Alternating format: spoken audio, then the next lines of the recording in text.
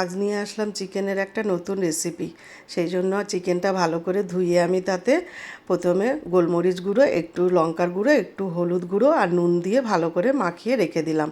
আর এদিকে কড়াতে আমি দিয়ে দিলাম গোটা গরম মশলা ফোড়ন, দিয়ে পেঁয়াজগুলো দিয়ে একটু আদা রসুন দিয়ে ভালো করে মশলাটা কষিয়ে তাতে আমি দিয়ে দিলাম শুকনো লঙ্কা আর জিরে ধনে পেস্ট। তারপরে একটু হলুদ গুঁড়ো দিয়ে দিলাম, হলুদ গুঁড়ো দিয়ে ভালো করে নাড়াচাড়া করে তেল ছেড়ে দিল মশলায়। তারপরে চিকেনটা দিয়ে দিলাম, তারপরে চিকেনটা দিয়ে একটু ভালো করে আবার কষিয়ে নিলাম। তারপরে টমেটো পেস্টটা দিয়ে দিলাম, দিয়ে এবারে ভালো করে চিকেনটা বেশ করে কষিয়ে নিলাম।